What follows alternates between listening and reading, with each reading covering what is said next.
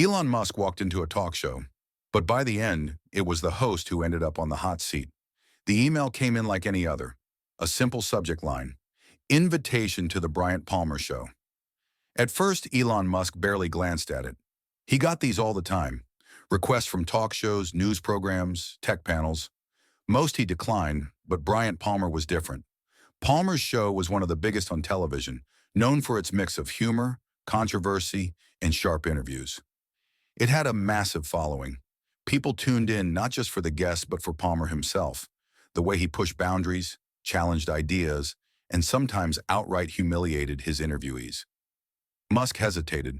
His PR team had already vetted the request. "It's a good opportunity," his assistant had said. "Palmer reaches millions." Musk wasn't worried about exposure, but he was curious.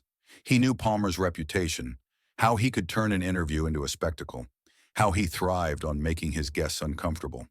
But Musk had never been one to back down from a challenge. "Set it up," he finally said.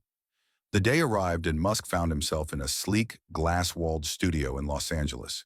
The green room was quiet, filled with the low hum of distant conversations. A production assistant handed him a bottled water and then disappeared. He checked his watch. The interview was set to begin in 10 minutes. Across the room, a large screen played highlights from Palmer's past interviews. Musk watched as clips of political leaders, Hollywood actors, and CEOs flashed across the screen. Some laughed nervously, some argued.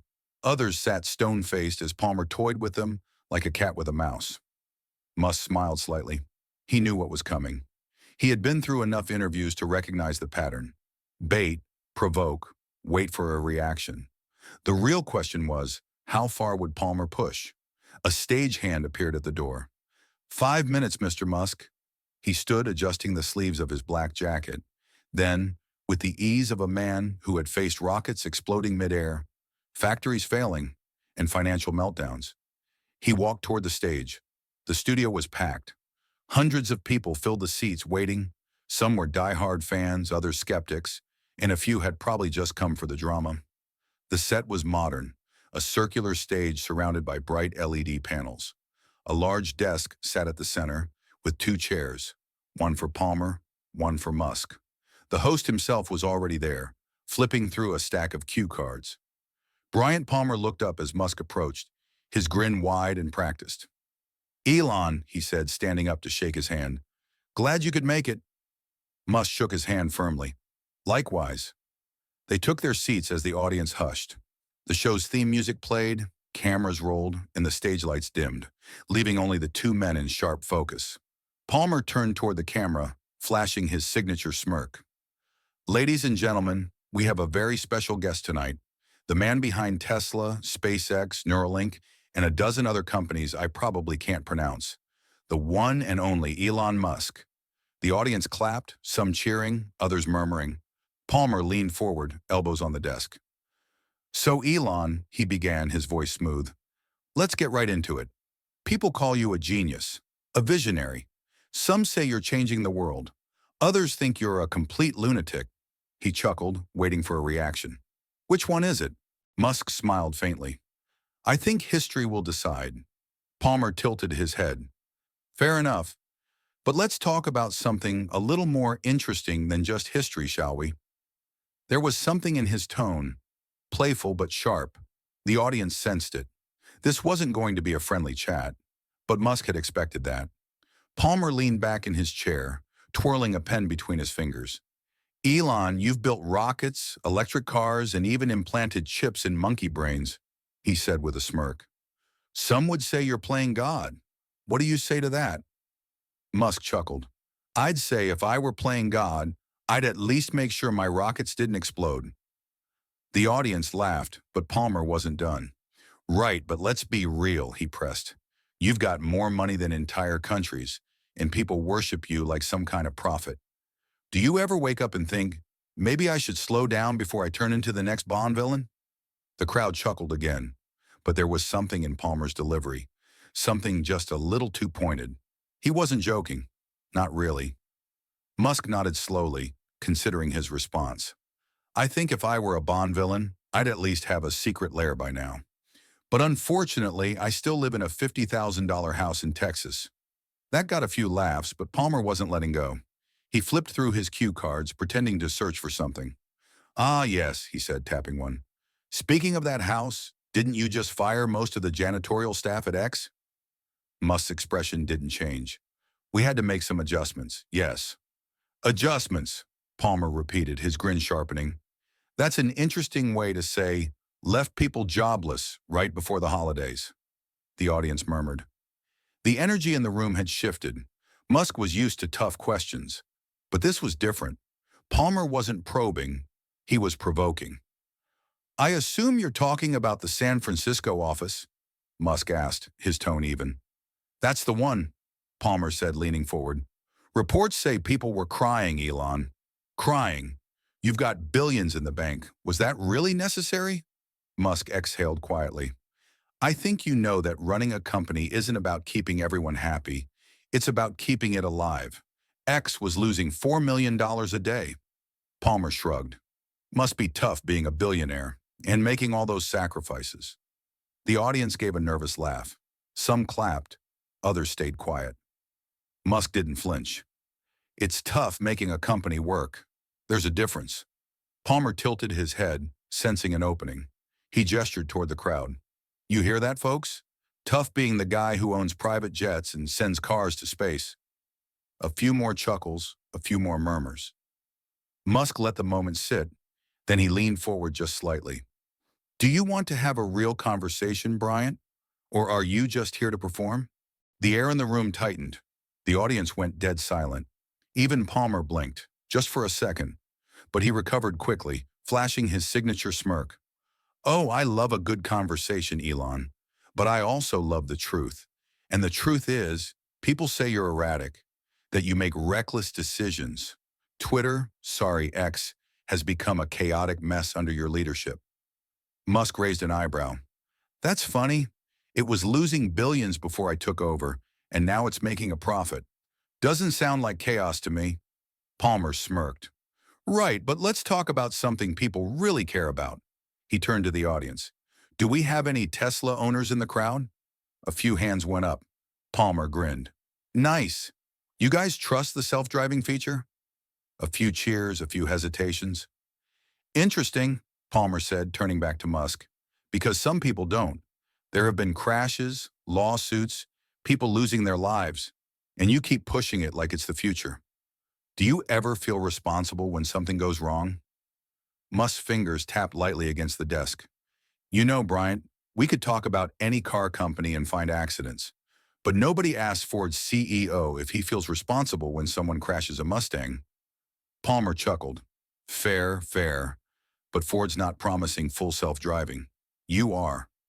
Musk smiled. Not yet, and neither are we. That's why we're still in beta. Palmer sighed theatrically. All right, let's move on. Neuralink, brain chips. What happens when hackers get in? Or when the government decides to, I don't know, turn people into robots? A few audience members laughed nervously. Musk stayed quiet for a moment, then he said, You watch too many movies, Bryant. The audience laughed again, but Palmer wasn't backing off. But Musk wasn't done either. Palmer tapped his cue cards on the desk, his smirk widening. He was enjoying himself now. Come on, Elon. You can't tell me you don't see the risks. You want to put chips in people's brains, automate every car on the road, control internet satellites. At what point do we start calling it what it is? Power. Musk tilted his head slightly, his expression unreadable. You think I'm trying to control people? Palmer spread his hands. I think when one man has influence over social media, transportation, space travel, artificial intelligence, and now the human brain. Yeah, it raises some questions, the audience murmured. Some nodded, others weren't so sure. Musk let the moment hang. Then he said, I think people should ask questions. I think skepticism is healthy, but the idea that I'm sitting in some lair, rubbing my hands together, that's a little ridiculous. Palmer chuckled. Well, you did name one of your AI projects Ex Machina. Sounds pretty ominous. Musk smiled faintly. It's actually XAI, but close. Palmer waved it off. Okay. But let's talk about something you can't dismiss so easily. He turned to the audience. Raise your hand if you've heard about the lawsuit against Tesla for racial discrimination. A few hands went up. Others stayed still. Musk's jaw didn't tighten. His expression didn't shift. But something changed in his eyes. Palmer pressed forward. There have been reports, Elon. Employees saying they were subjected to slurs, discrimination, unsafe work environments. That's happening inside your company. So I have to ask, how does the guy who wants to take humanity to Mars let this happen right here on Earth? A few murmurs rippled through the audience. Some people leaned forward, others sat back, watching closely. Musk's voice was steady when he responded.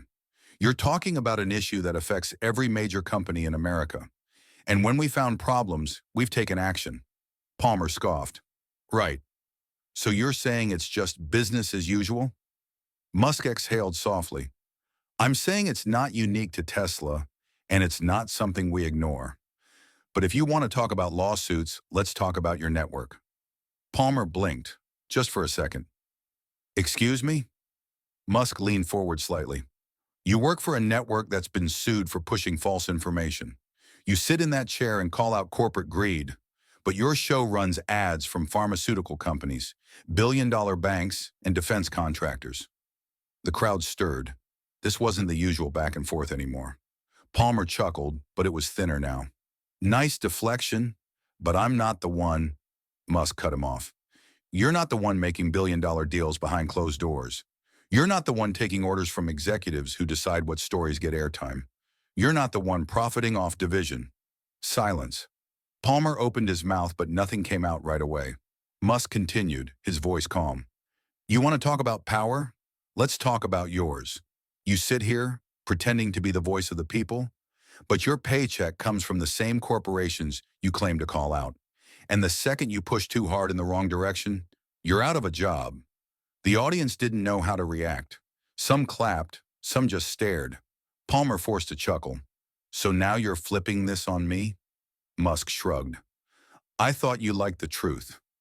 For the first time that night, Palmer didn't have a quick comeback. He shuffled his cue cards, trying to regain control. But something had shifted. Musk sat back, watching him. But the moment wasn't over yet. Palmer cleared his throat, shifting slightly in his chair. He wasn't used to being on the defensive. The control he usually wielded so effortlessly was slipping, and the audience could feel it. But he wasn't about to let Musk take over his show. All right, he said, forcing a grin. You got your shot in. But let's be real, Elon. You love playing the underdog. The misunderstood genius.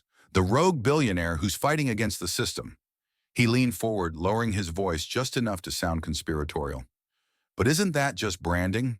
A man worth nearly $200 billion isn't against the system. You are the system. Musk tilted his head slightly. Am I? Of course, Palmer said. You're the richest man in the world. You buy companies when they annoy you. You joke about free speech. But let's be honest. You run X like your personal playground. You decide who gets to speak, who gets to stay, who gets silenced. Musk's expression didn't change, but the temperature in the room had. The energy had shifted, heavier now, charged with something unspoken. Palmer wasn't done. And let's not forget, he added, flipping to another cue card, you're friends with some interesting people, guys with a whole lot of influence. You and Peter Thiel, you and Saudi investors, you and Musk cut him off. Would you like to talk about your friends, Bryant? The words weren't loud. They weren't even sharp, but they landed hard. Palmer blinked. Excuse me? Musk's voice was steady. The people who fund your show, the executives who decide what you're allowed to say, the political donors who make sure you never push too hard in one direction. The audience stirred. Palmer forced a chuckle. Oh, so now you're turning this into some kind of conspiracy? Come on, Elon. No conspiracy, Musk said. Just reality. You think I have power? You're right. But at least when I make a decision, people know where it's coming from. Can you say the same? Palmer opened his mouth, closed it. Musk kept going. I build things. People see them. They work, or they don't. If I fail, the whole world sees it. But you, he gestured around the set, you sit here, pretending to challenge the powerful while taking notes from them backstage. Palmer's face twitched, just for a second. The audience wasn't laughing anymore. Some of them were nodding. A few clapped. Palmer could feel the control slipping. He had to get it back. "You're dodging the question," he said quickly. "This isn't about me. It's about you. People say you're erratic, that you push dangerous ideas, that your employees are terrified of you. Do you even care about the consequences of what you do?" Musk leaned forward just slightly. "Do you?" Silence. Palmer opened his mouth again, but Musk wasn't finished. "You make your living stirring outrage," he said calmly. "You don't solve problems. You don't build anything. You just talk. And when the cameras stop rolling, when the controversy dies down, what have you actually done?" Palmer shifted in his seat. Musk kept going. "I get it," he said. "Your job is to get people angry, to entertain, to keep the ad revenue flowing. But don't confuse that with actually making a difference." The audience felt that one. A few people clapped. Others just watched, completely still. Palmer ran a hand through his hair, laughing tightly. "Well, folks," he said, "I think we just got a masterclass in deflection." Musk smiled. "Or maybe in honesty." More claps. Palmer glanced at the producers off stage. They were watching carefully. His control over the interview was gone, and Musk knew it. But the real reaction was still coming. The moment the camera stopped rolling, the tension in the studio didn't fade. It thickened. The usual post-show chatter was muted. The usual flurry of producers, assistants, and camera operators moved with an odd quietness. Palmer ripped off his earpiece and tossed it onto the desk. His face was still plastered with a forced grin, but his eyes darted toward his producer. "What the hell was that?" he muttered under his breath. The producer didn't answer. He was too busy staring at his phone. So was half the studio. It had taken less than 5 minutes. The interview wasn't even officially online yet, but someone in the audience had been recording. Clips were already flooding social media. X was on fire. The headline practically wrote itself. "Elon Musk turns the tables on Bryant Palmer, calls out media hypocrisy on live TV." Musk had barely stepped backstage when his phone vibrated. He checked it. His mentions were skyrocketing. One clip posted by an account with a few thousand followers already had hundreds of thousands of views. The comments were pouring in. "Elon just took Palmer apart like an engineer breaking down a bad prototype." This wasn't an interview, it was an execution. Palmer wasn't ready for this at all. And then there were the think pieces, the debates, the analysis. Some called Musk's response brilliant. Others called it arrogant. Some claimed Palmer had walked right into his own trap, while others argued Musk had dodged real accountability by flipping the script. Either way, one thing was undeniable. People weren't talking about Palmer's questions. They were talking about Musk's answers. Palmer stormed into his dressing room, slamming the door shut. His producer followed, speaking carefully. "Listen, we need to be ready for how this is going to play out." Palmer scoffed, pouring himself a drink. "Oh, I know how it's going to play out. The internet's going to eat this up. Musk fanboys are going to act like he walked on water, and I'm going to be the biased journalist who got owned." He shook his head. The guy literally dodged every question. The producer hesitated. "Dia,